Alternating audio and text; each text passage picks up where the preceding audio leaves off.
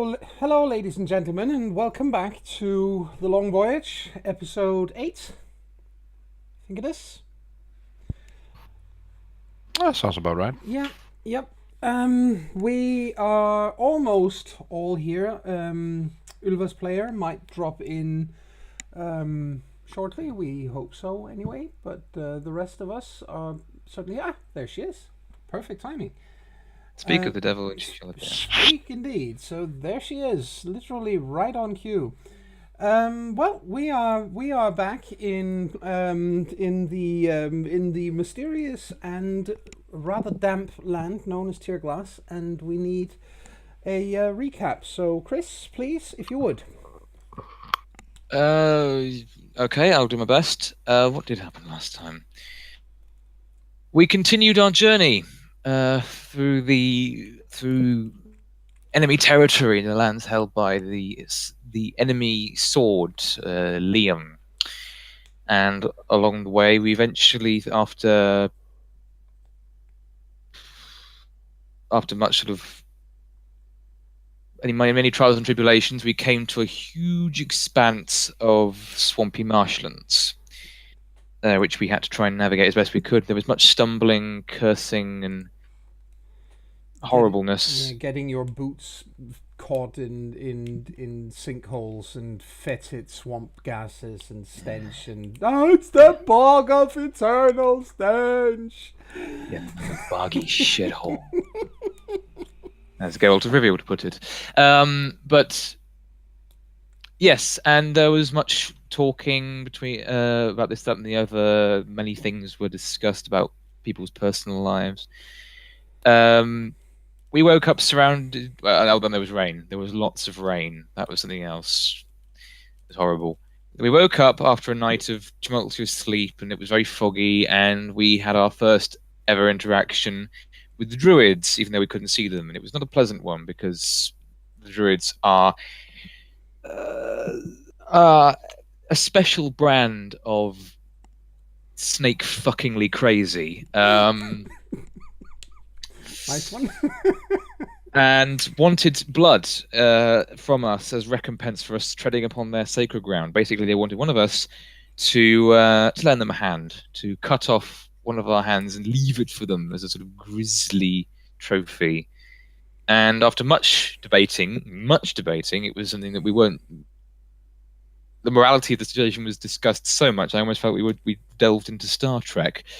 And then basically, is it Braden, sort of the leader of the Men of the Green Shores, and that were joining us, basically told them to go fuck themselves.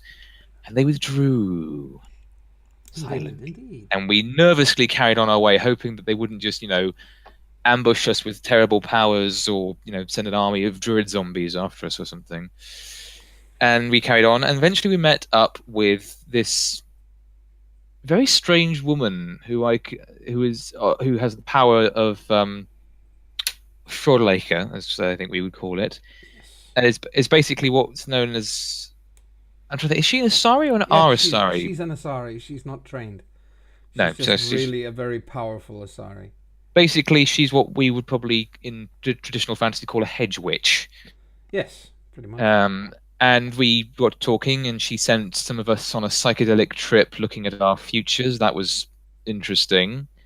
We met we entered a strange land in a strange building with a man in strange armor who wanted us all dead. And, well, myself and Foley's player probably have a good idea who that is, but we're not going to say because that would be spoiler-tastic, and we're much better than that.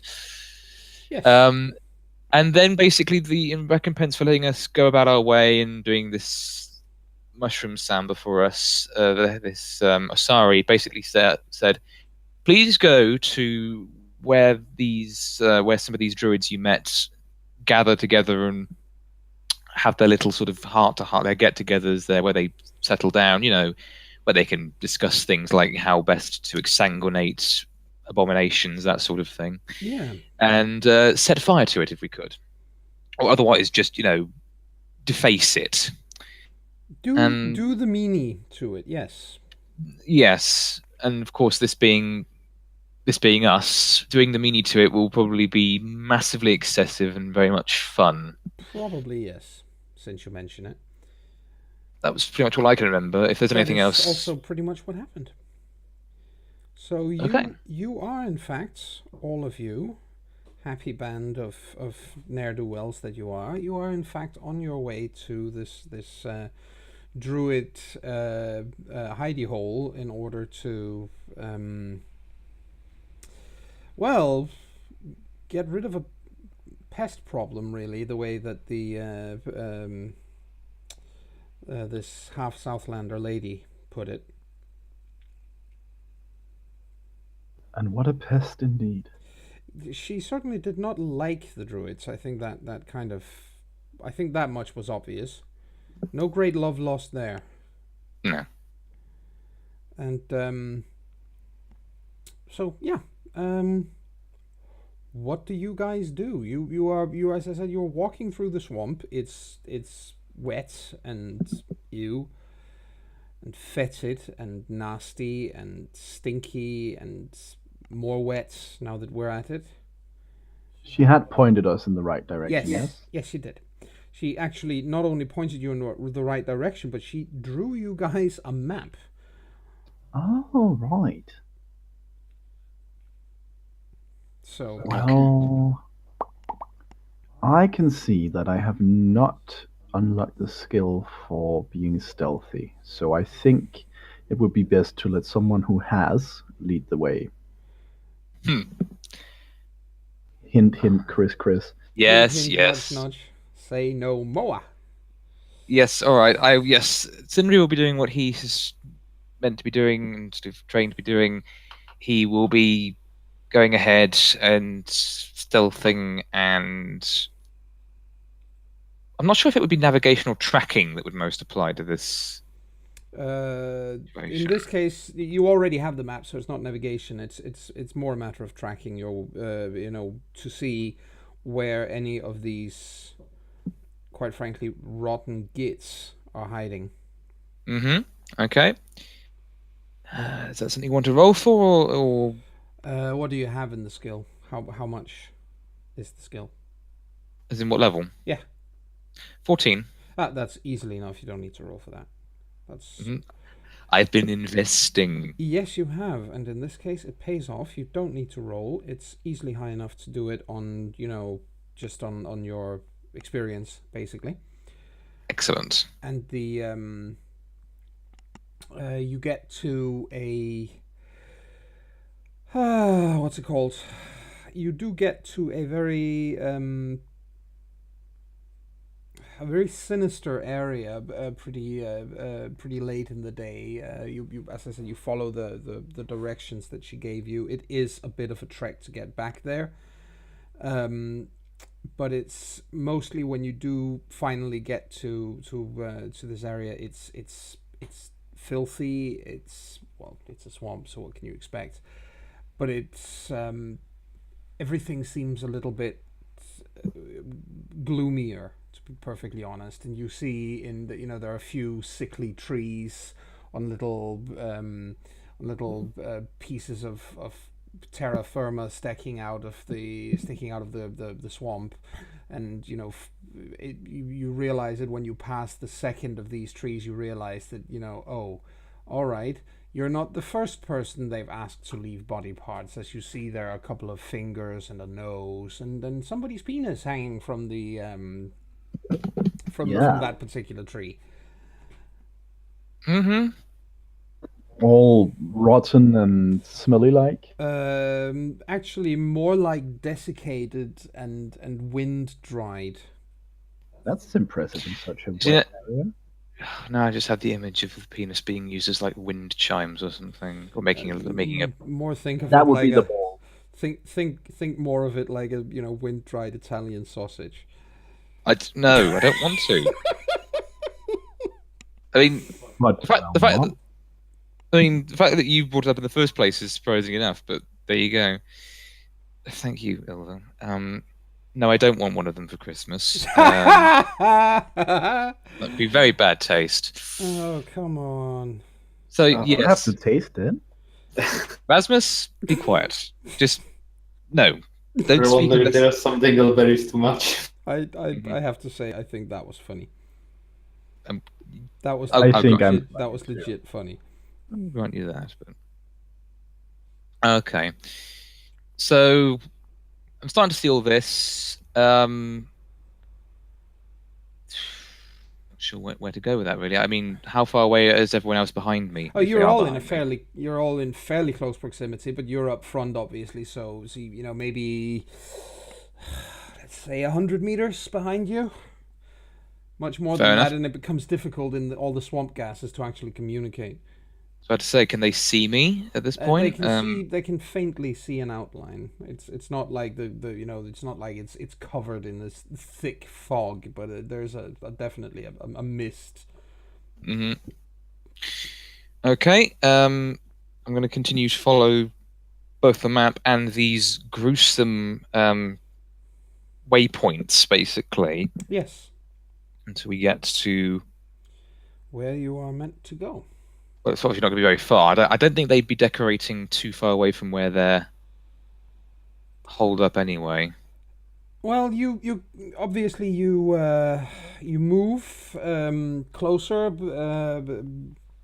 constantly, but it seems that yes, actually they can. You pass maybe 20 trees, not in close proximity to one another, but trees, and there are a couple of stumps as well, and there's one particular rock where so much blood has been spilled over it over the years that you can literally see some of it having crusted into the porous surface of it. It's a fucking dismal place, to put it very, very mildly. Mm. Yes. thoroughly considers making a funny comment and then thinks better of it. Yeah, there isn't in all fairness, there isn't that much fun about this place. Mm. Unless you're a druid, in which case it must be absolute barrel of laughs. I think if you're a druid, then strictly speaking, fun is forbidden. I think it must have to be ritualistically removed from you. Yes. Okay. Vulcans would make good druids.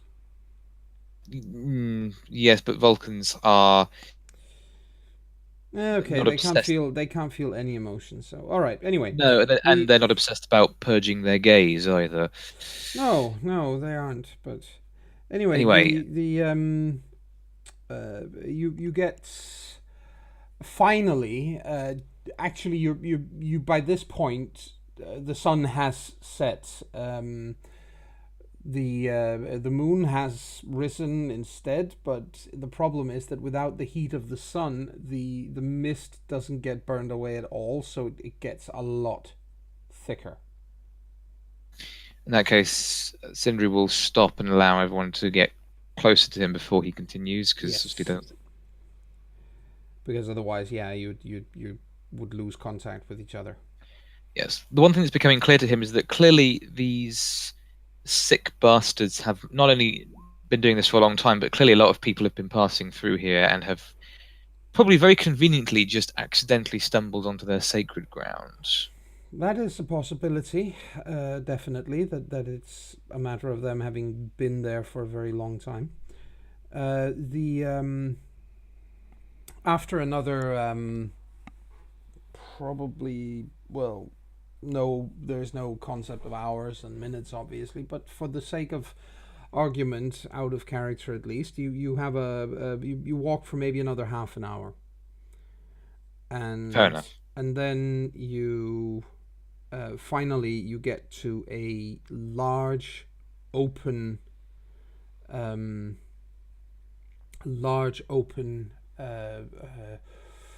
area, and you realize as you walk there's this almost like a stone arc that you have to walk through, or arch, and you walk in there, and when you get there you realize that this stone arch is not just you, the one you just walked through. There are dozens of them forming a circle.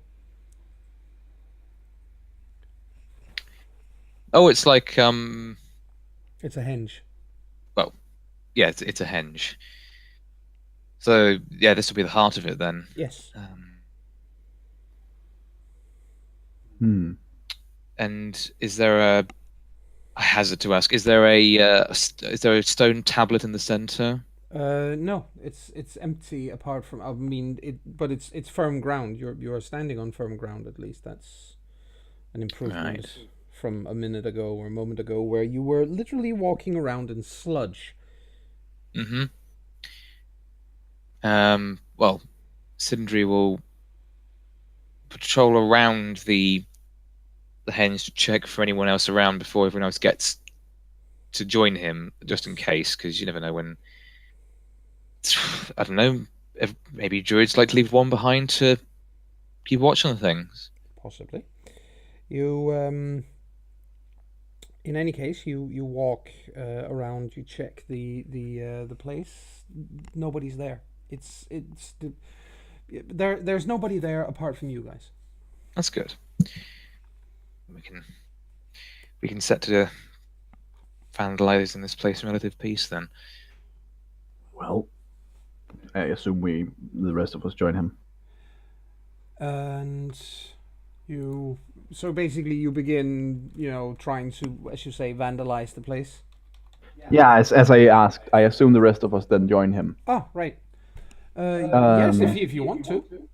Certainly. Well, I mean, join him at the henge because we were training behind. No, but he said that he waited until you guys caught up. Oh, okay. Because the mist was getting thicker.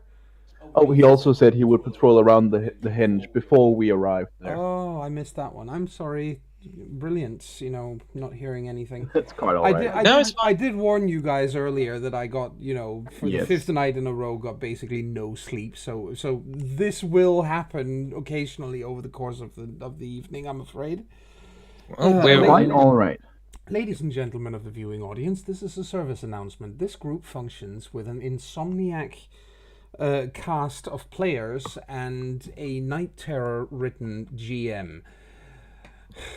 Anyway, so I assume the rest of us then catch up. Yes, you do. Not much to burn here, unless we want to try and crack the stones. Well, that was my thinking. I mean, if nothing else, and at this point Sindri looks at Ulva, we do have a big, strong lass with a hammer. That you do. Do you think it would be enough?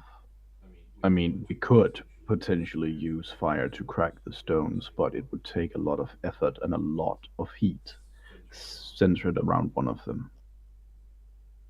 Yes. Sindri looks to the rest and says, any suggestions then? I think Ilva sounds like as good a suggestion as any. She has a strong arm, she has a warhammer or a hammer. She can do lots of damage to these stones. How about this then? While Ilva works on shattering as many stones as she thinks she can manage, some of us could work on rigging this place to just kind of burn. Burn all the grass, burn the ground, burn everything inside the henge and around it. So that when Ilva's done, we can light it on fire and leave.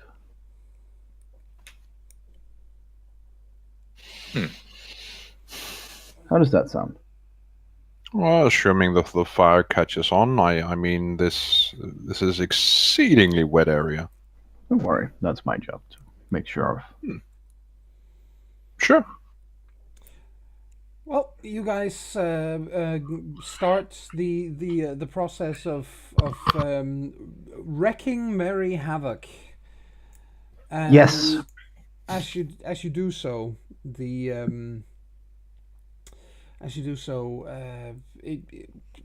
obviously, even for someone of Ylva's impressive strength and even wielding a hammer, actually shattering a stone the size of what you need for a henge. Ooh. I am a bear of a woman, but Yeah, Uh, it would probably take you a couple of weeks to break one of these things. But But hey, if I can loosen one of them, I can maybe, you push can them down or you something. can certainly chip away at them. Or yes, maybe get one of them to a point where you can push it over or something similar. If I loosen one of them, maybe the others will follow. Yes. Yeah, depends how. If it's a fully repaired henge, then it will be a complete circle of stone. If you manage to tip one of the supporting stones over, the rest will fall like dominoes. Yes. Something like that. I mean, we're not talking Stonehenge size here. It's not that large, but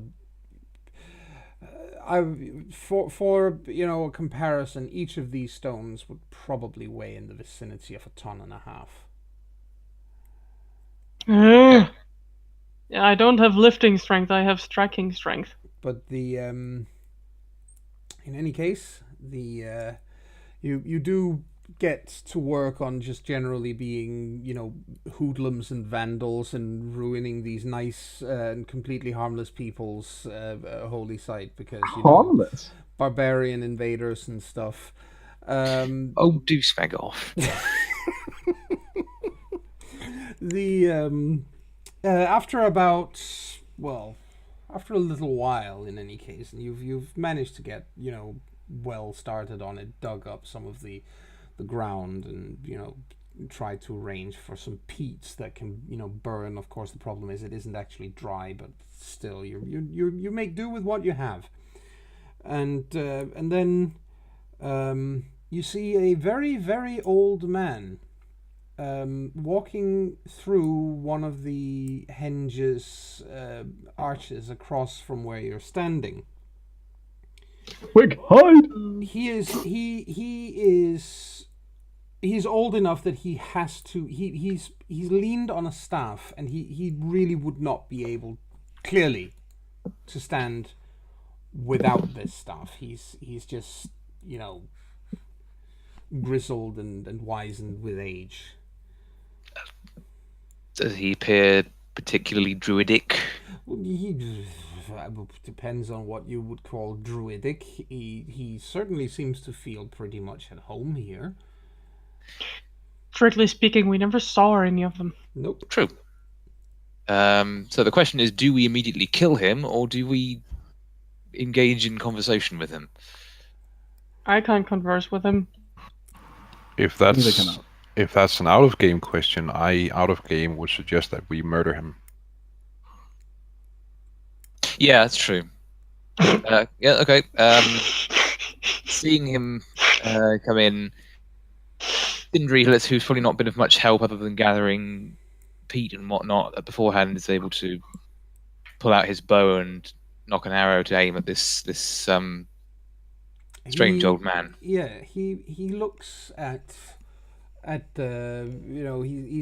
bent over. Obviously, he's got this long white hair and beard, and his clothes are, of course, they're matted with swamp water and so on. But he's using both hands to lean on this long stick that he's using to support himself as he walks, and he just raises his gaze a little bit and looks out under his hair and under his eyebrows and looks directly at Sindri as he knocks the arrow. He doesn't move. He doesn't try to defend himself. He doesn't put up his hands or call out for mercy. He just stands there and waits. Oh God, he's going to do something horrible to me as soon as I release the arrow, isn't he? Well, Sindri doesn't know any better, so if I should die, think fondly of me, guys. Sindri, yeah, go on. Sindri. I would say Guppy would try to stop him. Okay. Do you speak up or either grab? Yeah, it's either to put put arm on shoulder or something, and be like, Sentry, the guy's defenseless. Old man, what are you doing? Old man who can barely walk save with the help of a stick finds himself in the middle of this dank hellhole that we find ourselves in. Do you really think that man is defenseless? Not the first weird thing that you would stumble upon. I say go ahead, Sindri. Shoot him. Well, Sindri. I wouldn't say Gylfi is brave enough to step in front, but he's just like. So what does he Oh, do? how- Yeah, I suppose if somebody just stern look him down, he'll probably back off. So I have a question for the GM. Yes. Seeing as how I'm not an expert on the setting, Yes. how would the Raven lady look upon us killing this man? Hey, you probably. I think the best way to put it is if somebody said, "Oh, there were these 5 people in this particular crew who killed a defenseless old man in a swamp," and she would raise an eyebrow and go, "And." Fair enough. Yeah. Just making sure that Yes. my character doesn't go No, against. no. She's. It's a brutal world. People die. Yes, of Yep. course. People do die. Well, then, yeah. So So, Gunnar. does Sindri stare down Gylfi? No, he's Oh. too busy focusing on the old man. Gylfi Does steps Baggy in front. do? So Yeah. you shoot. Is that it? Yes, I loose the arrow. You lose the arrow. Let's see the shot, please. Oh, don't say that. It's right Fail there. it. He's not moving. You get +2. He's standing there completely, quietly, calmly, waiting for you to shoot him. Yep, you hit him. All right. Do damage, please. And it's impaling, and he's not wearing armor. Oh, I love I it. like how freaked out Chris is. That's Yeah, so do hilarious. I. I mean, he's just shooting. He's just firing It's his bow. role-playing instinct. This I guy can't- appears harmless. Clearly, Yep. I keep forgetting which of these 2 dice to roll on the weapons thing. There should be like a damage one.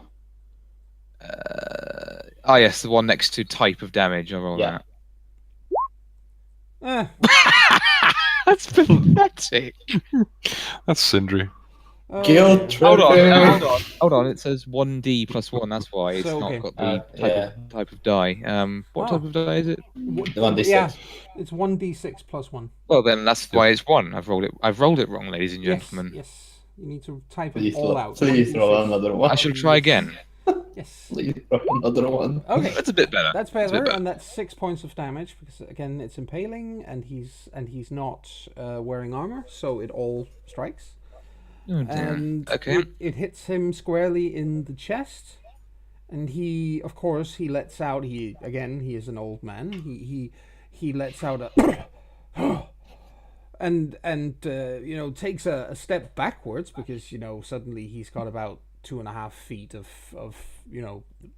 wood sticking out of him, and clearly it hurts. And then he looks at it for a moment, sort of, one hand goes up and a shaking hand goes up and touches the arrow and comes, there's blood on his fingers, obviously.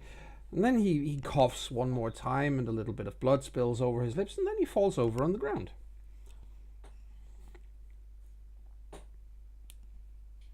right. Let's get back to work then. Yeah, the bag is already turned around, getting back to what he did before. Sindri will have to go over there, check Yeah. on the corpse, make sure there was no one else near him. He's gone into hunter mode, and Yeah. while he goes into hunter mode, I need to mute and pop off for a few seconds getting Sure. dinner. And the rest of you guys just you go back to vandalizing this ancient holy site. Yeah, Ricky gets Gylfi will one. probably like throw his like hands in the air and be like, nope, I'm like, and walk a little bit away. Not too far away, obviously, but like, fashionably away. Like, nope. I think Thrody goes over and puts a hand on his shoulder and says, "You do He realize, swats it away.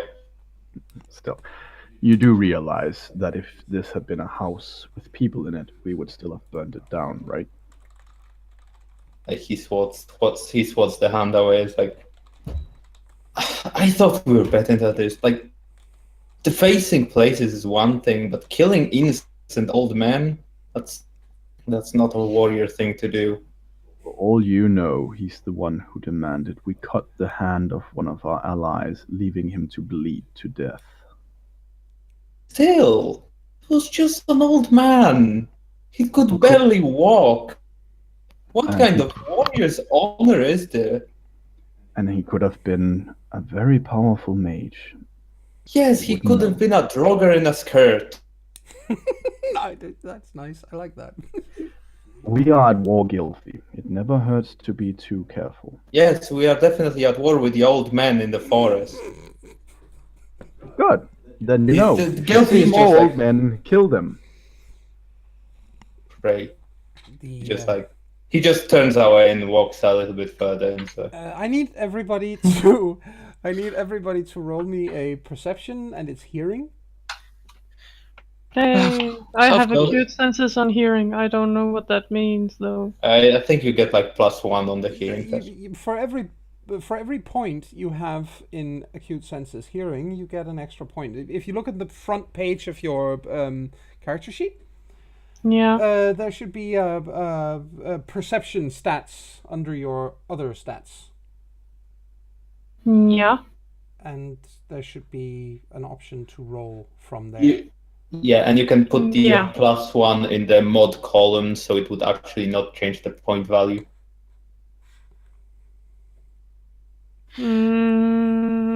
I have 2 points in it, it seems. Yep. Acute senses, and I use 2 points for it. Sure. What does that mean? It means that you have 2 extra points. And let me take a look. Yes, so if you go to... you're on the character sheet page now, right? So you have perception. Yeah, I put it in with hearing. There you go. Excellent. And then I just roll for hearing. Yes. Okay. All right. I hear nothing. Nope. Yeah. I'm playing with a hammer and stones. Yeah, does Gilfy even need to roll, considering that he's almost shouting at Brody? No, I think... Yeah, I would imagine so. I think Gulfi doesn't need to roll because he's not paying attention to anything except himself being rather pissed off.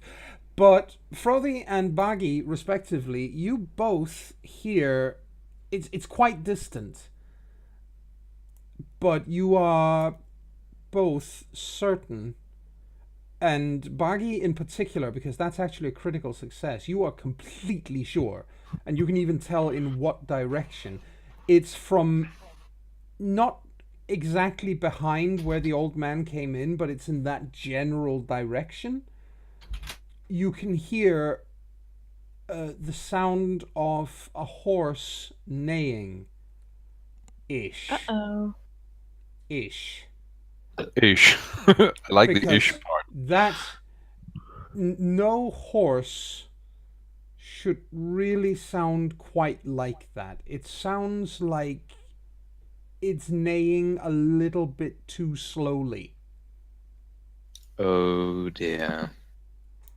I think it might be time to get back. Would Bargy have an idea what kind of horse No. makes? Okay. Did you hear that? He looks at first at Sindri, I imagine, and then because Sindri is the scout, and then at the rest of them. Freudian nods. What he would have done? I don't. Well, I did roll under, but only just. So I don't know. So you must have heard something. Yeah, something. It sounded like a horse neighing. Yet not quite. Not quite. Have we done everything we need to here? Well, if we had more time, we could do more, but I think this will suffice. There's a rustling in the in all the trees and bushes around the place, except there's no wind. Yeah, I think Frody calls out, "We're leaving now!" And then he starts to leave, making sure to note, he's probably made 1 or 2 points to light on fire to get a chain reaction going. Of course. As you shout that, and you hear a voice speaking from across the henge. A rather dry voice, admittedly, saying in very, very heavily accented Southlander, but it isn't. It is in your language, saying, "So like young people nowadays come to your home and they wreck it, and then they leave without cleaning." And then the old man gets back up. Mm-hmm. I think Fruity takes a split second to just stare daggers at Gilfy. What did he do? Defenseless old man, eh? He reaches Drug up. her in a skirt. He reaches up and pulls out the arrow with a ouch. Sindri, you shoot like a grandma. Sindri's already lining up another shot at the old man. The old man just shakes his head at all of you and just shrugs and turns around and starts to walk back out. Right, let's clean this place up. Yes. And assuming people have actually started to leave, Fruity will use his ignite fire spell to ignite a fire. Yes. What happens is, as everybody starts backing away, you realize that the horse neighing is now behind you, and there's a thin tendril of smoke rising from where the old man was lying on the ground moments before. Oh, he lit it on fire then. Yeah, time to leg it. Right. So you turn around and head out, but as I said, that will take you directly in the direction of where the horse's whinnying has come from. I think we'll have to deal with that when we get to that. Mm-hmm. Unless someone else objects, of course. I think Baggy waits for Sindri to move because Sindri is still a scout, and it'd be good to have him at the front.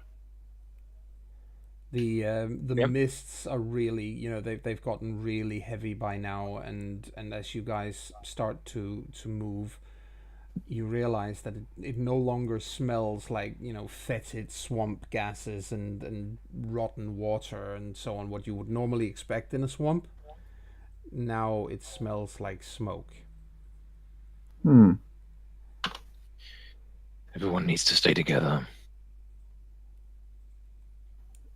Stay low. You can see something moving in it's inside all the smoke and so on, so you can't really make out what it is or anything. You get a vague idea. It's large. So yeah. I think, seeing as there is smoke, Frodi will make sure to manage his breathing as to not get smoke poisoning, and he does have the breath control skill. Yes, excellent. Do you want me to roll it? Yes, please do. Dang it! Dang it! All right, so you have an idea of what to do, but the stress of the situation means that you do get a couple of lungfuls of this smoke anyway, and it does make you cough. The others can start. The rest of you, unless you have this breath control skill, you will also start coughing, because it's the same thing as when you're standing near a very imagine a bonfire where somebody has just tossed a bunch of green wood on top of it. The smoke is really thick, and it fills your nostrils, and it makes everybody cough. And of course you still have your allies with you. Or I can't remember. Did they come along, or did they stay with the We left the men Yeah. of clear glass back there, so Yes, they that's wouldn't get blamed and the families would be That safe. was how it was. Yeah. So it's only you who are there. Yeah. Okay. The smell is it's very clear by now that there's it's not just wood that's burning out there. You've all smelled, if nothing else, when someone burns a roast over an open fire. You know what burning meat smells like. You can smell that in the air as well. You. Probably brings back slightly similar to the smell that we might have had when we first got into Hubal. Yeah. And you see something moving in the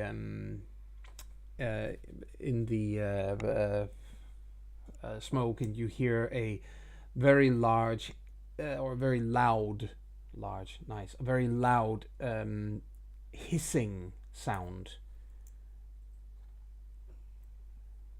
Like a snake or a cat? Yeah, something like a snake, probably. Yes, except no snake should make a sound that loud.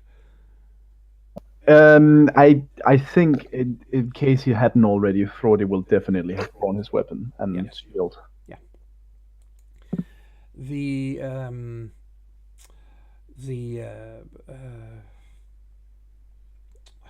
what is it called? There's again you hear the sound of this horse, and now it's pretty clear it's right in front of where you're looking, in order to get away from the henge. It's between you and your escape route away from the henge. You can you can hear the sound of hooves hitting the ground. Although, quite frankly, in this place you shouldn't be able to hear something like that because it's just wet. But it sounds suspiciously like a horse on on paved roads. So this clear sound of clop clop clop clop with every step it takes, except it's walking slowly, and the horse is large. It's a heavy animal. And then you hear a sort of a snorting noise, and as you hear that, you see some of the smoke starts billowing a little bit in front of you, like it's just exhaled right in front of you. Get ready. And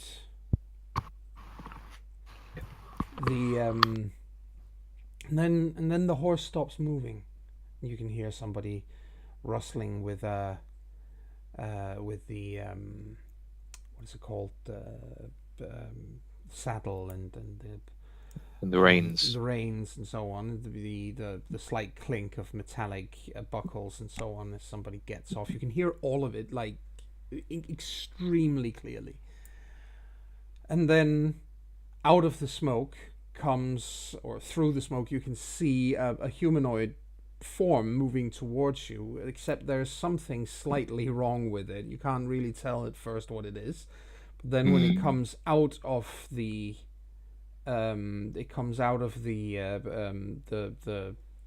smoke, it doesn't have a head.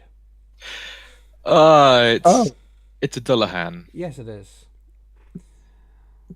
Well, then we're fucked. And it stops right in front of you guys. It's got its head under its arm, admittedly. That's where they normally keep it. It's a grotesque face, smiling, not unlike Heath Ledger's Joker. Having had its cheeks slashed. Its eye sockets are empty. Blood is pouring from the eye sockets and down over its face at all times, and it looks like the kind of nightmare that it really is. And it stands there for a moment, and then it seems to be scanning you. You can see how it moves its head ever so slightly, as if to take a moment to take all of you in. And then with a laughter that really sounds like it's 4 or 5 men laughing out of sync with one another. It looks straight ahead and says, "Buggy." And for the rest of you, what you see is Buggy's knees seem to go weak for a second, and it looks like he's about to start falling over. What Buggy experiences is a sudden flash of very bright light, and then you find yourself standing in a completely different place. You are in you're in a cave. There is there's a hole in the roof of the cave, where moonlight shines down into the room in the cave that you're standing in. There are bones on the floor of the cave. There are in fact so many bones that you can't actually see the ground beneath it. Human bones, first and foremost. There are animal bones as well, but primarily human bones. And at the end of this room is what looks to be a chair or a throne or something of the sort, which is mostly in shadow. It's the moon is not at its zenith, so it doesn't actually illuminate the chair.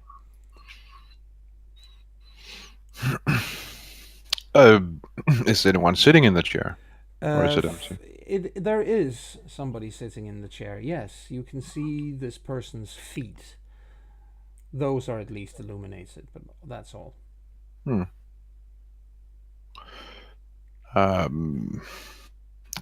Baggy raises his axe in front of him and demands of the figure, show yourself. Well, the figure chuckles hoarsely and says, "Very well, if I must." And the Raven Lady stands up, takes a few steps forward. "What are you doing here, Buggy? You don't have time to die." I didn't know I was dead. "No." Am I dead? "No, but you would be if I wasn't talking to you right now. That creature is powerful. I would imagine that, or suggest, that you kill it in a hurry."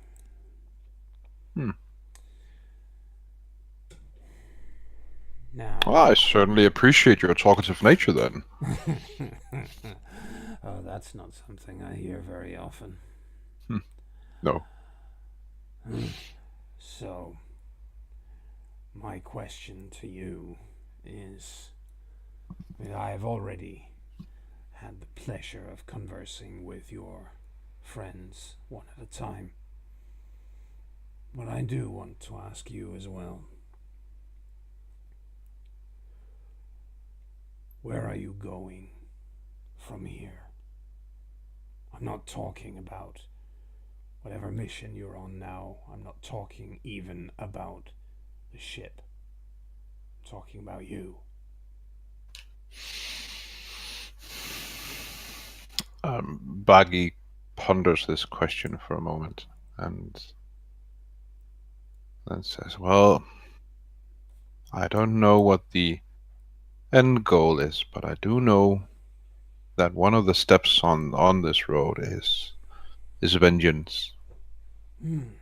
Vengeance is a good and noble aim to have in a situation like this. You have been wronged. Yes. Very well. I want you to look for something for me, Buggy. And what is that? I want you to look, first and foremost, are you aware of the stories that I can see through the eyes of any raven? out of game, I'm going to assume that Baggy has heard of this. Fairly common knowledge. Yes. Common knowledge, yeah. Baggy then just nods. Right. Well, it's not just a story, it is correct. What I want you to look for. I wish for you to find a raven with red feathers in its wings. When you find this bird, and you will, you must catch it. You must keep it alive, and you must bring it to me in Vananes, even if it takes years before you get there. Do you understand? I do. I understand. You can involve your friends in this. You don't have to keep this a secret. But I would prefer it if you did not inform your captain. He's got plenty of other things on his mind. He does not need to worry about this as well. Understood. Good. And I assume that the significance of this raven is... You might want to ask your friends if any of them have ever heard of the tale of the Red Raven.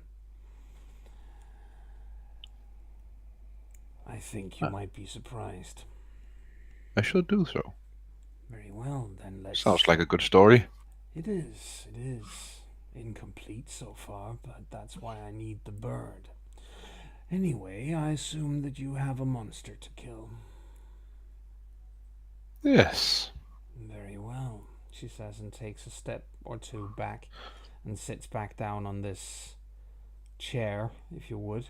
And she puts her hands on the armrests and makes this. She just lifts her left hand slightly in a sort of almost like you're dismissed sort of Yeah. gesture. And you have another, this flash of light. And the rest of you, what you guys see, of course, is that he suddenly, Baggy, who was stumbling and blinking his eyes rapidly and looking like he was about to, keel over, he just takes a half step forward, catches himself, and everything seems to be fine.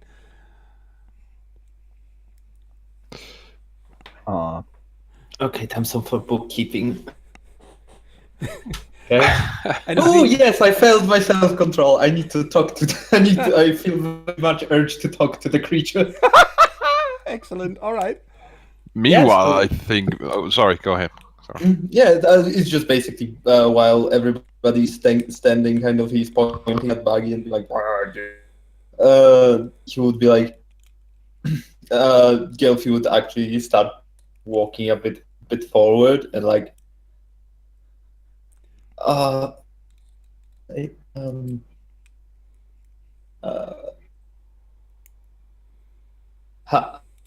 hello there. Someone save that boy from himself.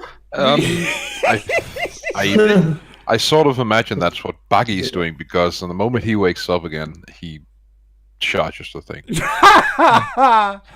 All right. Gelfie would be like, Baggy, no, we can talk. I'm sure we can talk this over. And Sindri will gently pull Goofy back, pat him on the shoulder, and then kneel down in ankle deep muck to prepare an arrow and aim at the Dullahan's disembodied head. Yes. Because Yes. even the thing to say here is, of course, that when this all happens, the Dullahan looks very surprised, and very, its whole body language is one of, no, you're supposed to be dead, and then Baggy comes running at it. you weren't prepared for this. Haha, I murdered you. Wait. Hey! Exactly. Hey! Pretty much exactly that. Yes. Haha, I'm big and horrible and what the hell? What the I just fuck? love it. Yes, I just imagine Baggy's battle cry. I reject your reality and replace it with my own. There you go. I love this adjusted my group. my health because Yes. we got fully Yes. healed last time. Yes, you and did, I- and the same thing for Buggy. You Yeah, the cool. the nice lady on the island that you got to and who asked you to go and take care of this problem was nice enough to heal all of you, so you're full health. Oh, that's nice of her. Yeah. I also Except me, because I know how to subtracted, duck. I also subtracted a point of fortitude or whatever it's called, Yeah, fatigue, for having lived Use that them, place yeah, in fire. yeah, exactly. And it is burning behind you guys, by the way. It is smoldering. Oh. It's not a big, huge conflagration or anything, but it's definitely smoldering. And Yep. I forgot. Where is it? What is it we roll for? you don't actually roll. You just enter your movement. It's Well, you rolled the right. and if you, tiebreakers. yes, and if your movement is the same, or if your speed is the same, then you roll a d6 between you to figure out who's first.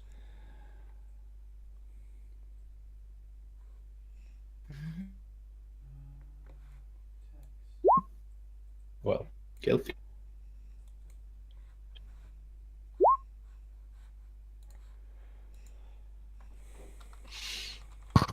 God damn it. Move. This beastie is Fast. nasty and yes, very Boss swift. battle time, ladies and gentlemen. Yes, indeed it is. Well, boss maybe battle not time.